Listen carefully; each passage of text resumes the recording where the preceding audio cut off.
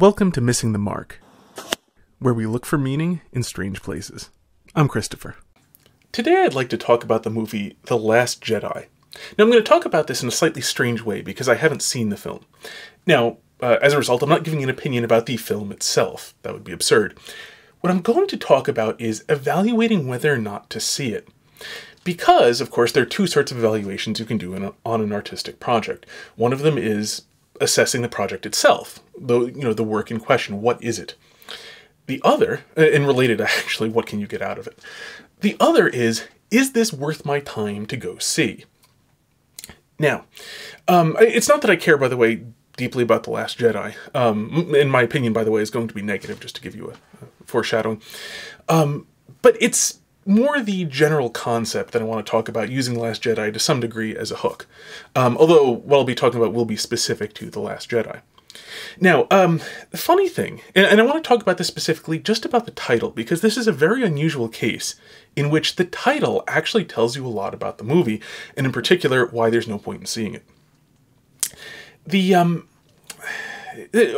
caveat to this, by the way, is that it is generally true that you should not judge a book by its cover. And in fact, amusingly enough, just last night I was telling my 8-year-old son this very thing because he was looking at a Hardy Boys book, which he was considering reading, and he saw the cover and he thought that this looked kind of scary. And I was explaining to him, the covers on Hardy Boys books often have nothing to do with the actual books themselves, and explained the idea of don't judge a book by its cover, because very often the cover was made by an artist who knew nothing about the book in question. They're given possibly the title, possibly some idea vaguely related to this, and told, make something that looks good related to this. So they do. And so when you see it, if it looks good, it doesn't say anything about the book. If it looks bad, it doesn't say anything about the book.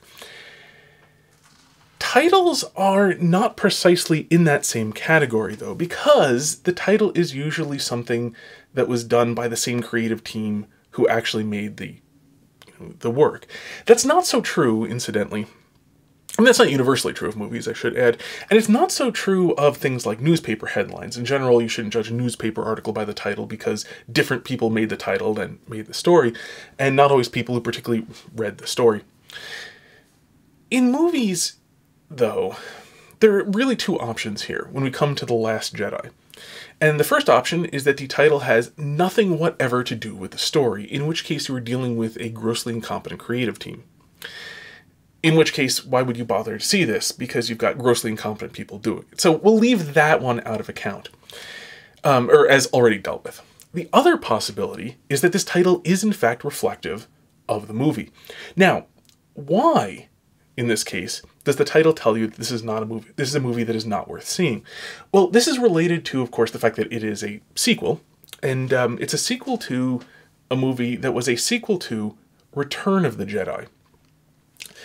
So, considering, the first three was a Star Wars, supposedly retitled A New Hope. I never actually looked into whether or not retitling it to Star Wars A New Hope is real, or whether it was released as Star Wars A New Hope. But anyway, Star Wars A New Hope, Star Wars The Empire Strikes Back, and then Star Wars Return of the Jedi. Then you have, The Force Awakens, which is kind of a bizarre title given the Jedi, Return of the Jedi, and then you have The Last Jedi. Now, here's the thing. Return of the Jedi, which was well titled, by the way, this was the Jedi, the Jedi had been driven away. The Jedi all but didn't exist, but they still did slightly in the first movie. You have Luke training to be a Jedi in the second movie. And then you have him finally there. There is actually a Jedi again, a real, live, honest-to-God Jedi warrior actually doing Jedi things, which were quite impressive. And here we go, the Jedi are back.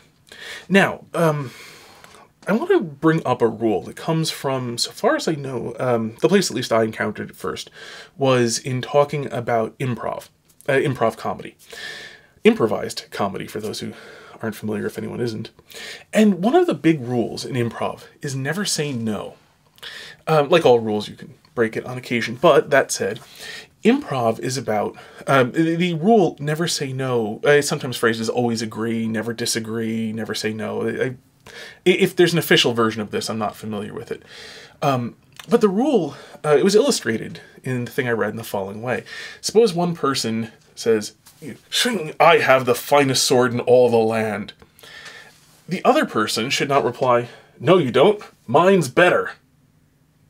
That's dumb. It's lame, it's not interesting.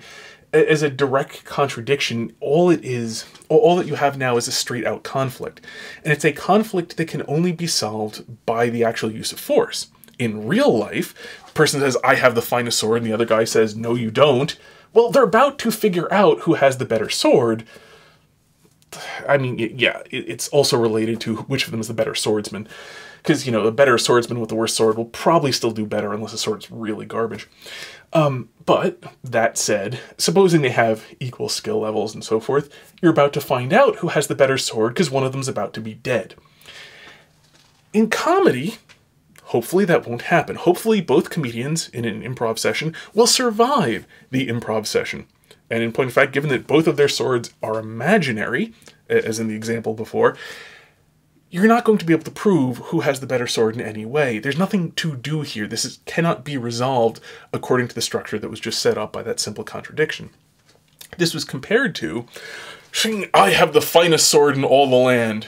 And then the other person unsheaths his sword and says, well, it's a good thing I import my swords then.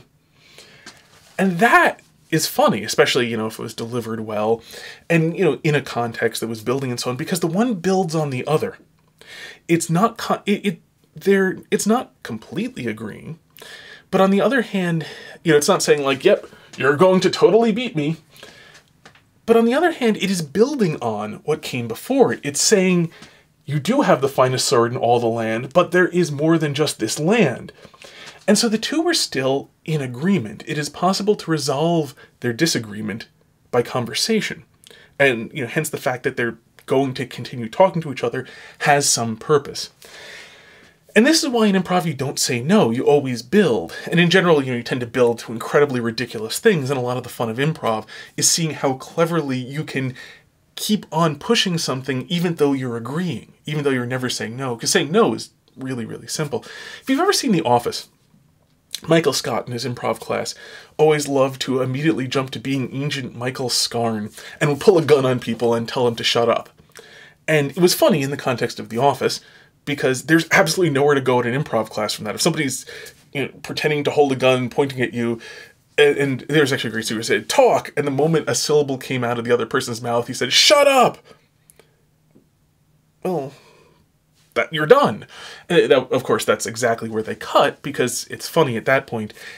It would just be incredibly awkward and unpleasant if you're actually in something where a person tried to do that.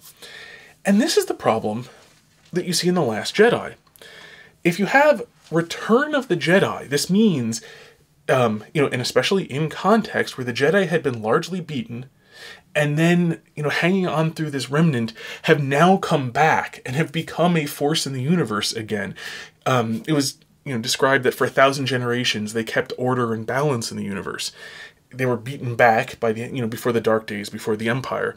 They were beaten back by the Empire, and the Jedi were not able to do their job. But here they are finally back again. There is a restitution of the proper order of things. Now, it makes no sense for the Force to be asleep, given that the Jedi have come back. So that in itself, I never saw The Force Awakens either. That in itself kind of tells you that, like, what they did was not building upon this, but rather just saying, no, it's not. Jedi aren't back. And similarly, when you get to The Last Jedi, which is incredibly explicit, that what they're saying is, no, the Jedi didn't return. You know that whole Return of the Jedi thing? No. This tells you it's a bad movie, because it's doing exactly the sort of thing that you know is a basic rule of improv class. It's not building on what came before it. It's just saying no. Just saying no isn't interesting. It's often necessary in real life for all sorts of things, between like, we want that oil field, we want that holy site, I want that candy bar. There are all sorts of things where you have to tell people no in real life, because in real life you have to do things that aren't entertaining, they're just merely, you know, important or necessary. Entertainment, by contrast, is supposed to be filled with things that are entertaining, not with things that are necessary. Part of the cleverness is coming up with how to get around the necessary stuff in order to be entertaining. And so what you have here is a movie title that guarantees you if it is not incompetent, it must be bad. Because this is a terrible sequel. Now, I'd like to bring up a contrast. I never like to be purely negative. It's too easy. Just like, no. Well, anyone could say no. So to give an example of a really, really well done sequel, look at Terminator 2, whose title, by the way, tells you nothing about the quality of the film. You have to actually watch it. Terminator 2 was an exceedingly well done sequel. It is an astonishingly well done sequel. It's a much, much, much better movie than it has any right to be. It's a movie about a robot from the future who comes back to kill somebody who'll be the resistance leader. So it should be, by all rights, it should be a terrible movie. But it's actually a really good movie. It's really well done. I mean, it takes the idea of things like non-human intelligence seriously and actually explores it. But also, and relevantly here, it builds on the previous movie. It says yes to everything in the previous movie and then keeps going. That's really hard to do.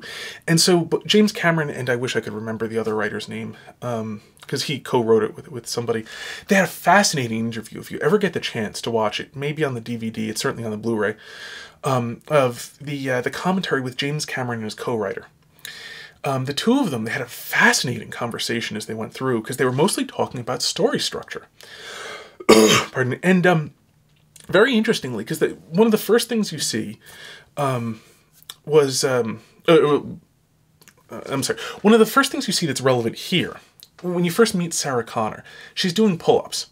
And then you kind of pan out a little bit, and it turns out that she's, A, much more ripped and cut and buff than in the first one, and B, in a psychological hospital. She's in a loony bin, an insane asylum, whatever you want to call it. Terminator 2 was from back, earlier, so they have used somewhat different terms. But anyway, she is involuntarily committed to a psychological hospital.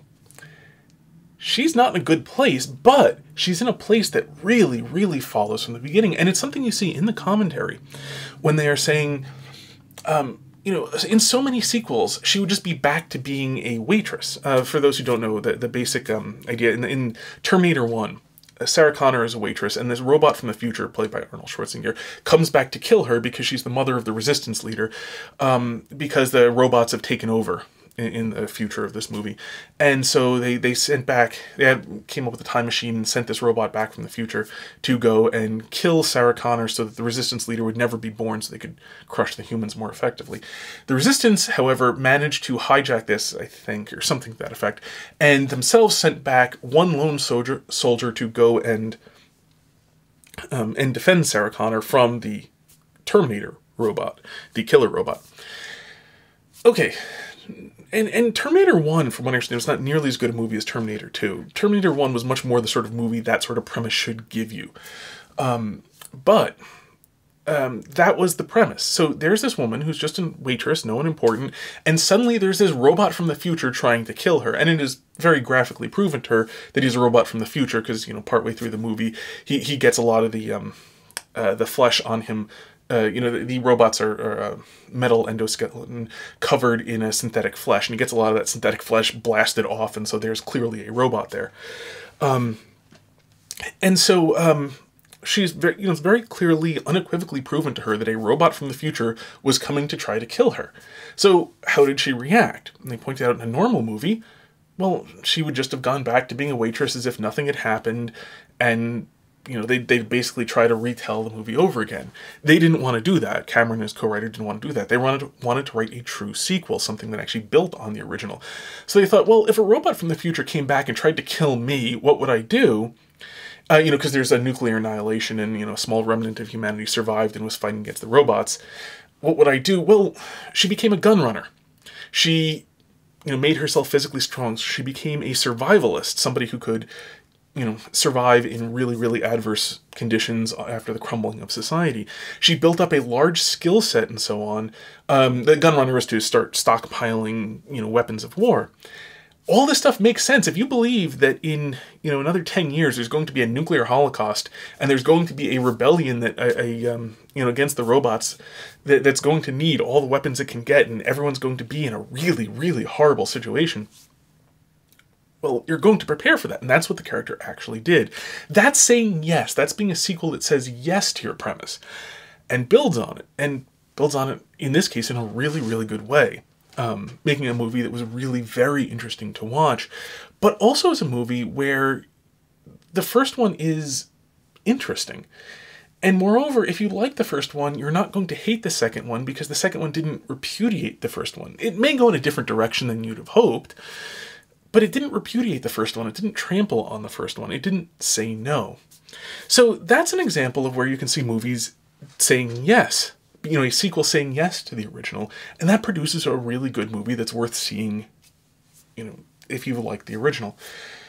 The Last Jedi, by contrast, very clearly is saying no to the original. It's very obviously saying we reject what came before us, because the entire arc is now going in a completely different direction that has nothing to do with the original movies. Now, I should say it is not impossible for this to be a good movie in its own right. For example, Get Smart with Steve Carell and Anne Hathaway was a very enjoyable movie, even though it had, to a first approximation, nothing whatever to do with Get Smart, the TV show, which is a TV show that I enjoyed very much. You know, growing up, I watched it on Nick at Night, where they, you know, for their nighttime programming, they would show very inexpensive reruns from the 1960s. Often some very entertaining stuff. Get Smart was one of them. It's incredibly slapstick. It's not an easy show. It's an unusual show in that it's astonishingly slapstick. Most comedies tend to be a little bit more serious, whereas Get Smart was incredibly unserious. But if you can get into the right mind frame, it's really very, very well done and a tremendous amount of fun. Get Smart, the movie with Steve Carell and Anne Hathaway, it had a few minor names in common. There was the occasional little bit of tribute to the original, and that was it.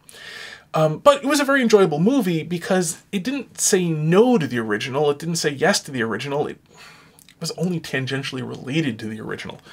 I mean, and if anything, it was set in such a way, and just to give a good example, you know, being 40 years later, roughly speaking, its relation to the first was he went and saw some of the equipment from the original Maxwell Smart. And his character wasn't named Maxwell Smart, by the way.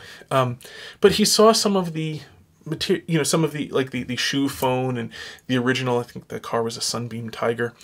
And those things from the original, it was in a museum within Control's headquarters. And he looked at it and thinking of, you know, the glorious past, that this is, you know, now 40 years later and everything has changed. Again, you know, Get Smart didn't have an arc, and it wasn't serious enough to really have an arc. So, like, they paid a little bit of tribute, then just went and did their own thing entirely. Frankly, I mean, the callback gags weren't even that great. Like, they did the cone of silence, for example. The callback gag wasn't even that good. But fortunately, that was very brief. So, I'm not trying to claim that a sequel can't be a good movie in its own right.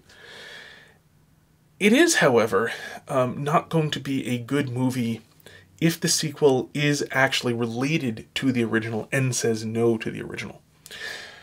So, I think that puts together the case that, to me, was pretty much readily apparent the moment I heard the title, if I wasn't extremely cynical about modern Hollywood writers. Anyway, by and large, they can't write good stuff. I've blogged about this, but as a super, super hyper quick summary, modern screenwriters can tell basically one story, and that is the main character deciding whether he's going to be completely worthless like he wants to be, or only mostly worthless. And this is generally portrayed as something like a hero arc.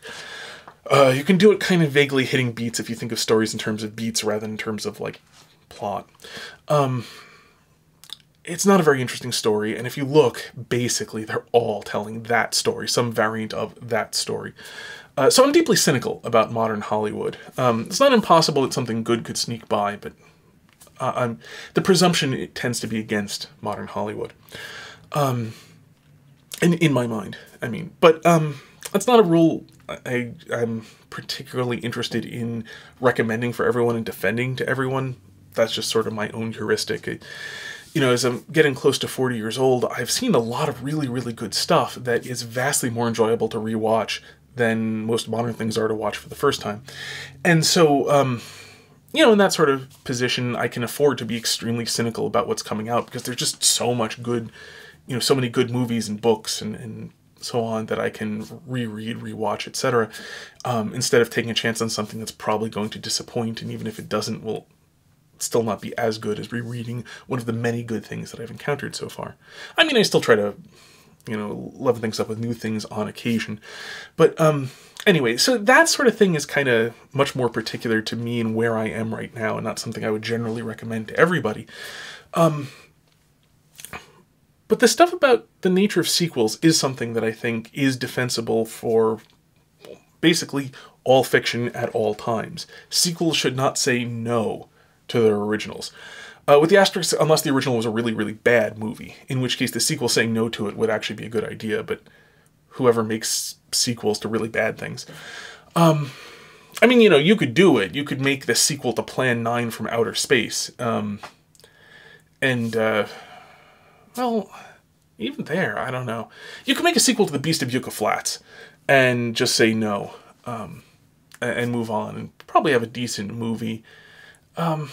Even there, it's never going to be as enjoyable, because why is it a sequel? Why not just make something original? And I know the general answer is name recognition helps you to fill seats in the movie theater, but in creative reasons, why make it a sequel and, not an original movie if you're just saying no to the original anyway? And just to follow up on that thought, actually, and I apologize for this being a little disjoint, if the only reason you're making something a sequel is for name recognition, at this point, quality has nothing to do with what you're trying to accomplish anyway. So we pretty much, should this be viewed, pretty much already has the answer no anyhow. What's the point in viewing cynical cash grabs? Wrapping that all up, I think, separating it out, hope I've made the solid case for this. Kind of astonished by how many people saw the title The Last Jedi and went and saw it anyway.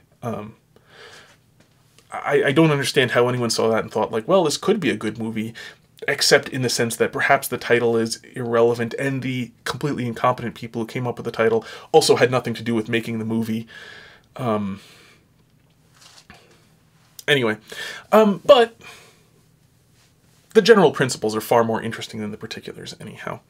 And until next time, may you hit everything you aim at.